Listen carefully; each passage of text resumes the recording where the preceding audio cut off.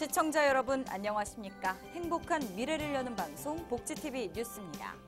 장애인에게 자립생활 서비스를 제공해온 장애인 자립생활센터, 이른바 IL센터에 대한 운영 실태 조사 결과가 발표됐습니다. 자세한 내용 정유림 기자가 전합니다. 장애인의 자립생활을 돕기 위해 생겨난 IL센터에 대한 전국 단위의 운영 실태 조사가 2005년 이후 약 10년 만에 실시됐습니다. 한국장애인개발원에 따르면 국내 IL센터는 정부 시범사업 실시 이후 약 10년 만에 10배 이상 증가해 현재 200여 곳의 센터가 운영 중인데 주로 인구 50만 명 이상의 대도시에 집중돼 있었습니다. 분석 결과 전체 과반수의 센터가 5년 이상 운영되고 있었고 운영 형태에 있어서는 비영리단체 독립 형태가 95곳으로 가장 많았습니다. 직원 보수도 장애인 복지시설 종사자의 약 70~80% 수준으로 나타나 직원에 대한 처우 개선 등이 시급한 것으로 확인됐습니다. 특히 정부 지원에 대한 의존이 높고 활동보조 서비스 사업에 대한 비중이 커 센터의 역할에 한계가 있다고 진단됐습니다. 국비와 도비 지원을 받는 곳이 10곳 중 8곳에 달했고 전체 70% 이상은 활동지원 제공기관을 병행하고 있었습니다.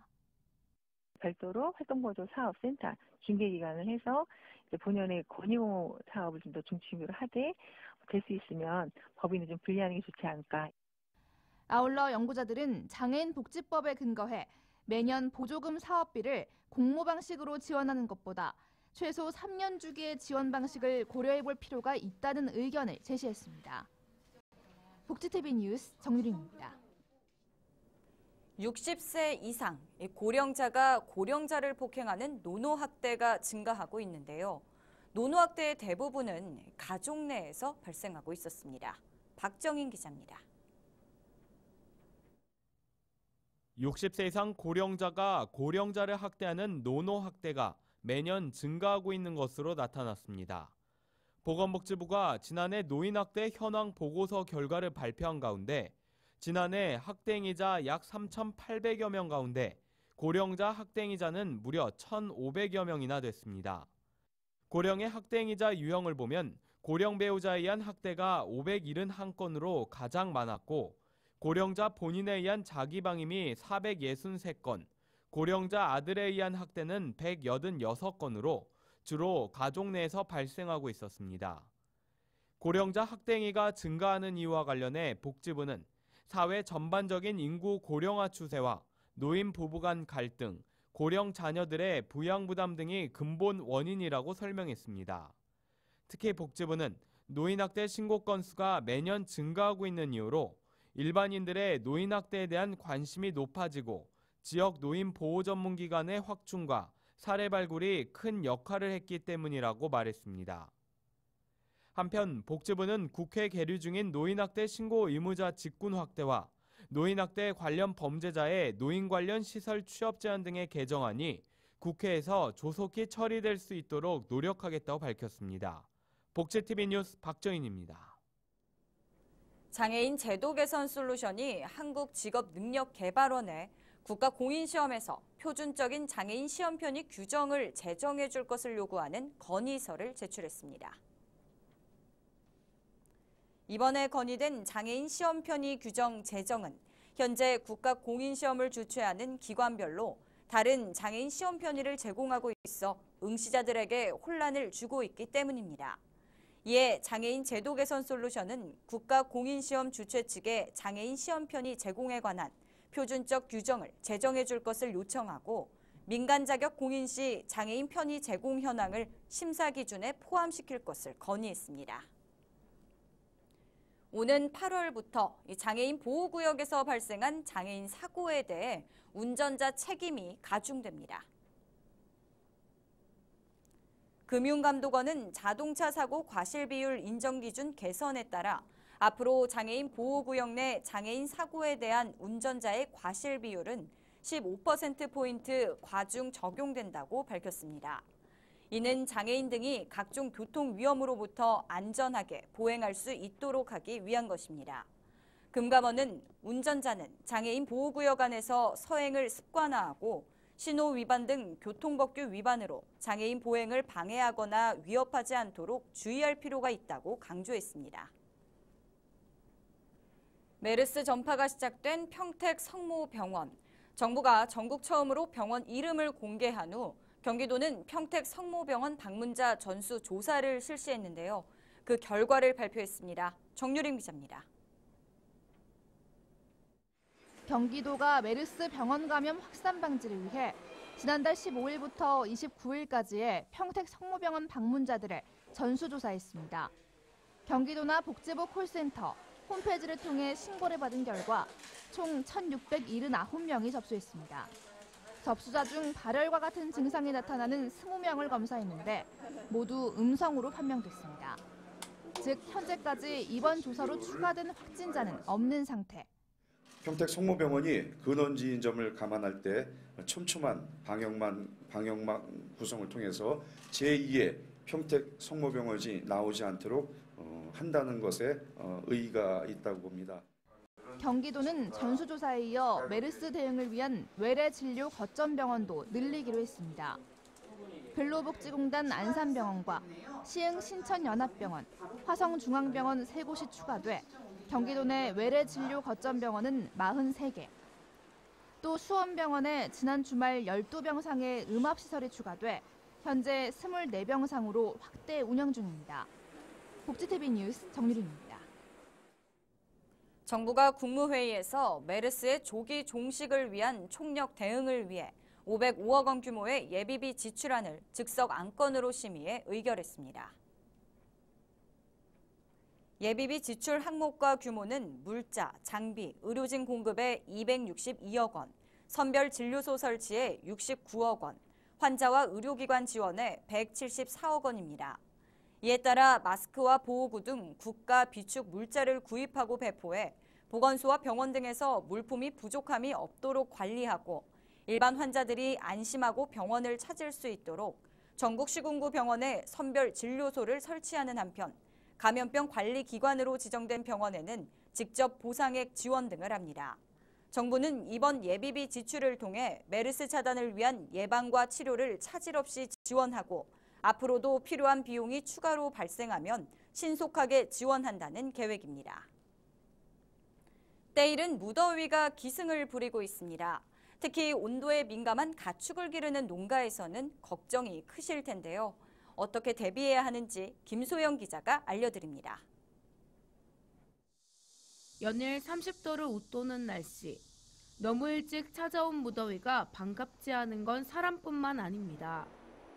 가축도 27도 이상의 고온이 지속되면 혈류와 호흡수가 증가하는 등 이른바 고온 스트레스를 받습니다. 기온이 올라가면서 이게 여름이 길어지고 있습니다. 여름이 길어질수록 소들한테 이제 더위를 덜 느끼게 하고 스트레스를 덜 주는 게 등급이나 증체에 큰 도움을 준다고 생각합니다. 이 농가에선 축사 온도를 외부보다 5도가량 낮게 유지하고 있습니다. 위생적인 축사 환경은 물론 곳곳에 설치한 냉방시설이 비결. 안개부문 시스템을 이용해 아침엔 유용 미생물을 섞은 물로 면역력을 높이고 한낮엔 열기를 식힙니다. 또 환풍기를 달아 달궈진 열기가 가축에 닿지 않고 밖으로 나갈 수 있게끔 지속적으로 순환시킵니다. 비유구의 경우 30도 이상의 고온이 12일간 지속되면 하루 체중 증가율이 73%가 떨어지는 등 심하면 가축들의 폐사로까지 이어질 수 있어 주의해야 합니다. 항상 신선하고 깨끗한 물을 먹을 수 있도록 해주셔야 하며 지속적인 환기를 실시하고 혹시 발생할지도 모르는 정전에 대비하여 자가 발전기를 설치, 점검하시는 것도 필요합니다. 이 밖에 전문가들은 지붕을 단열 처리하고 물을 뿌리는 것이 효과적이며 축사 주변에 화렵수를 심는 등 장기적인 대비책도 중요하다고 조언합니다. 복지TV 뉴스 김소연입니다.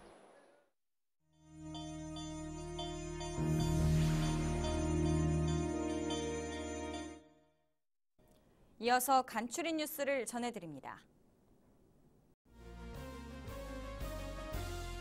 한국 보치아 대표팀이 지난 10일부터 15일까지 홍콩에서 열린 2015 아시아인 오세아니아 보치아 팀 페어 선수권 대회에서 종합 우승을 차지했습니다.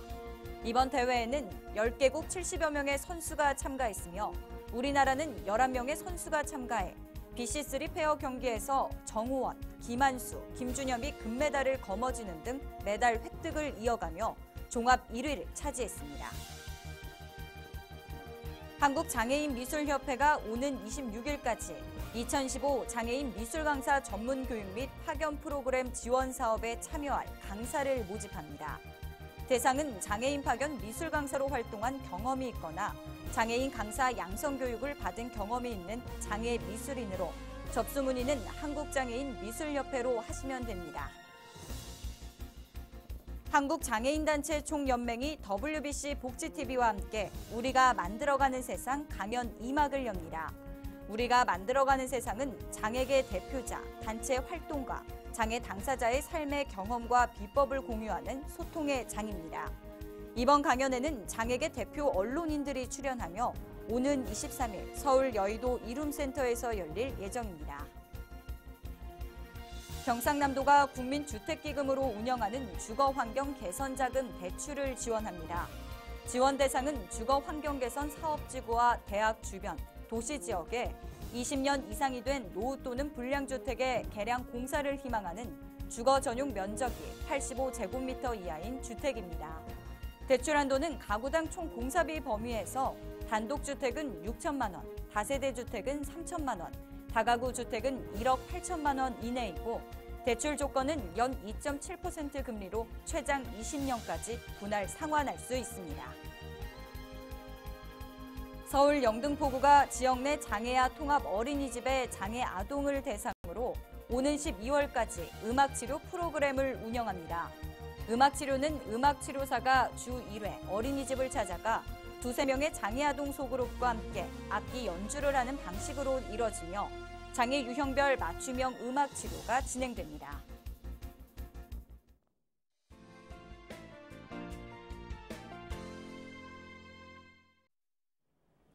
요즘 메르스라는 중동 호흡기 질환이 우리 사회를 공포로 몰아넣고 있습니다.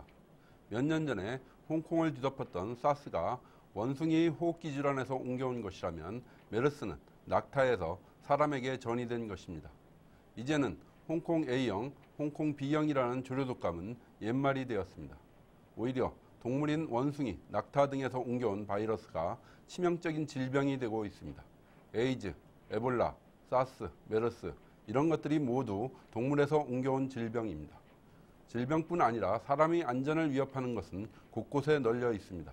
교통, 화재, 홍수, 태풍, 화산 폭발, 지진 등 각종 재난이 인류를 위협하고 있습니다. 이런 재난이 닥쳤을 때 장애인과 다문화 가족들은 더욱더 큰 위험에 놓일 수 있습니다. 장애인은 신체적 문제로, 다문화 가족이나 외국인들은 안전 수칙이나 언어를 몰라 위험에 빠질 가능성이 높습니다.